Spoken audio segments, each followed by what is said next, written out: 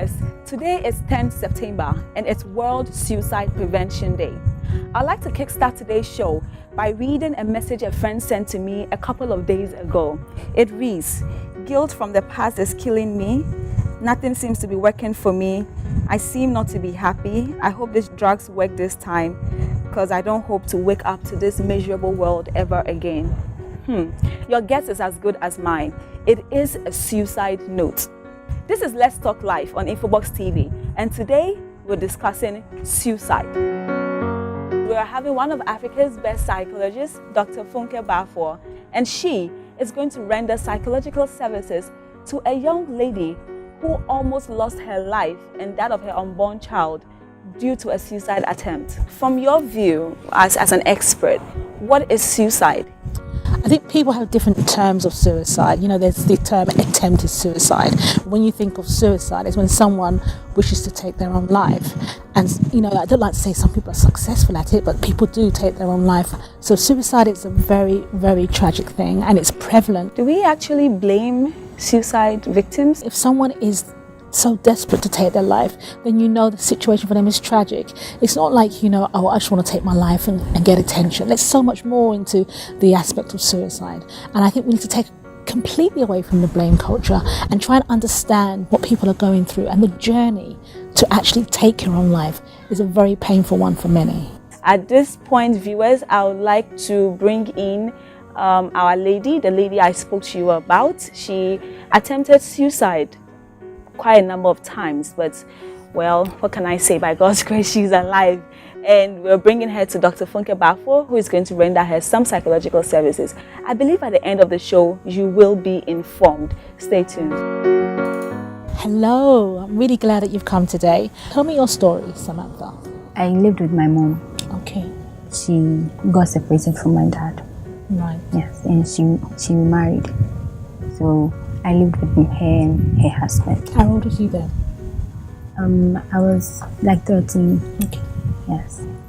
But it's like her husband, we didn't relate very well. Sorry? He wasn't that nice to me. Okay. Yes. He tried to harass me sexually. Yes. It went on for almost 3 years. Yes. And I couldn't tell anyone. Not even my mom, because I didn't know how to say it. I didn't know what I was going to say. I didn't know what my mom was going to think. Yes, so I just kept it to myself, and then I decided not to mention it to anyone.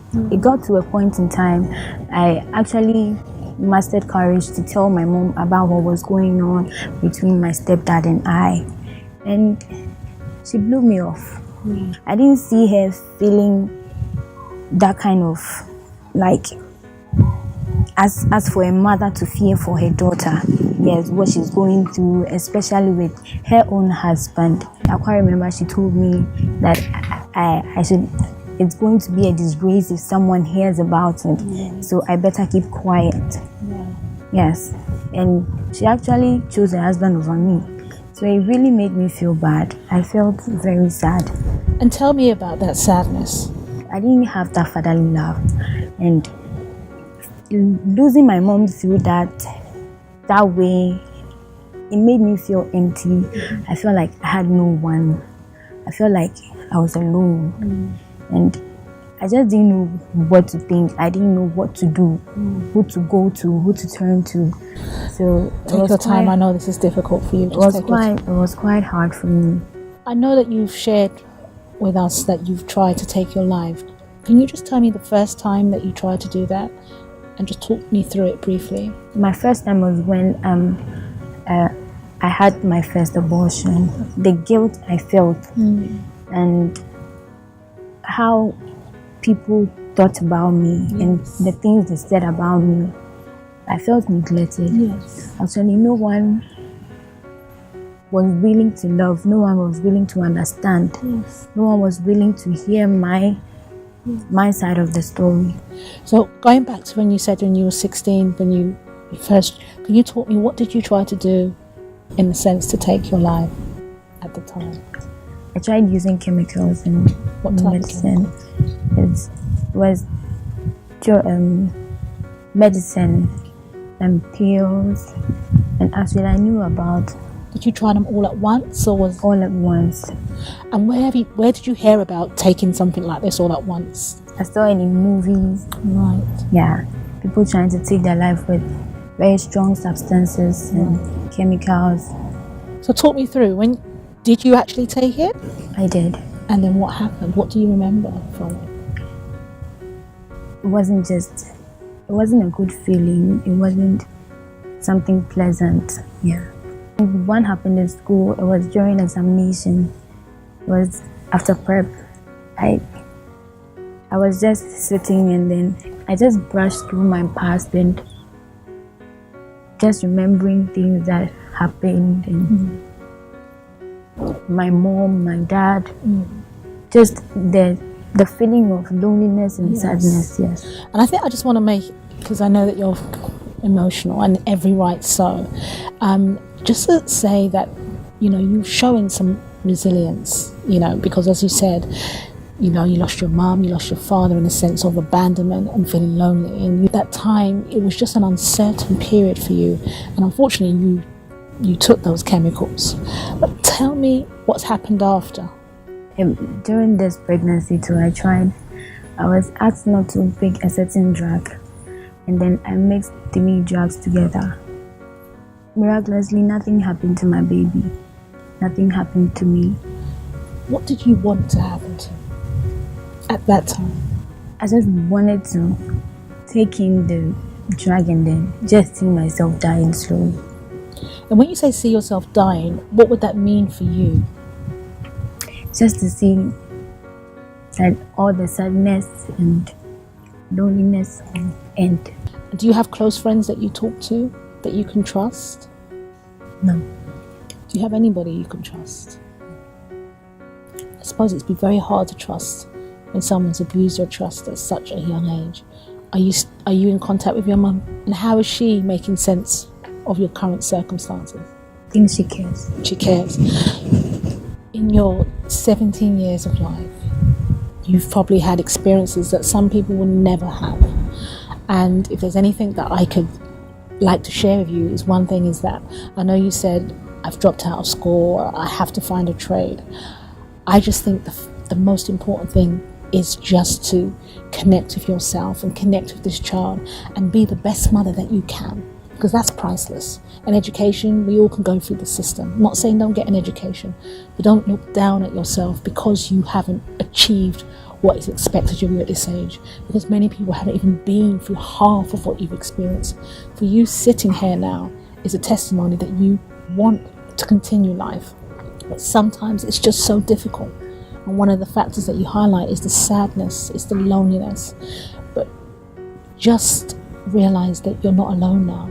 You're bringing this child into the world.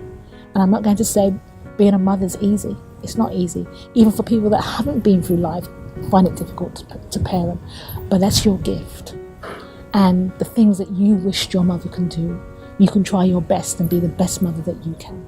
Love is someone that makes you happy. If you're not feeling happy, then that's showing you it's not love. Okay. Thank you so much, Samantha, for your time today. I really appreciate it. I believe back then you didn't have anybody to talk to. You finally let it out. How do you feel letting it out? I feel relieved. And I know as I spoke to Doc, I know she understands. And that's all I wanted.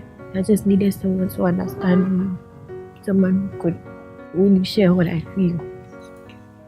Then it makes me happy. We're living in a society where you can't just get up and say, I have trouble, I want to speak to someone. I mean, if you can't talk to your family or your friends, you can't talk to anybody. You can't walk to the hospital and say, I have an issue, I'm going through some trauma, I need a therapist. It doesn't exist in our world. What do you think about it? I think it's very different in places like Ghana and other parts of the developing world. And I think we need to think about services. We need to think about a forum where people can come and talk about life experiences. Because one thing you realize, if you've got, yes, I'm an expert, but not everyone's got the fees to pay an expert. But sometimes talking to a friend can help. I always say to all the people that walk through my clinic, please don't suffer in silence, because it's the suffering in silence that causes the more in-depth pain. Now that Samantha has shared her story, there's a sense of release that she doesn't have to hold on to this baggage. How do I detect someone who has suicide intentions? I think one of the major things is depression. So it's very hard for you to say, oh, how can I stop someone from committing or taking their lives? It's very hard to say that because it's a private world. And I think one thing we've got to realize, when someone takes their life, they can sit and talk to you and say, I'm okay. And then in 2 minutes, they can go to the room and take their life. And it's usually when the person's not in the deep depression that they take their life, because they need the energy to actually take their life. So that's why some people are very shocked when someone has taken their life and saying, but they were okay. But it was that they stepped out of it a bit to perform. And what would you tell someone who is contemplating suicide, a young girl who is contemplating suicide? Maybe you are destined to do something. So I don't think suicide is the best option. Even if we don't have anyone to talk to, I don't think it should be a solution to a problem. Doctor, your final words. You may be thinking about, or you've worked in your mind how you intend to take your life. Hold on and just realize you're not alone. This feeling doesn't last forever. Seek help. Do not suffer in silence. Go on the internet, there are resources available. Find some self-help material or some self-help books.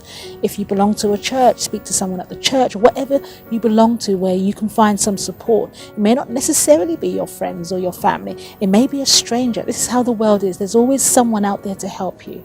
And the fact that you're thinking about taking your life, in essence, means you still want to have your life, but you just don't know where to turn. There is always somewhere to turn. Just don't suffer in silence. This has been Let's Talk Life on Infobox TV. Once again, my name is Natalie Annan. Peace.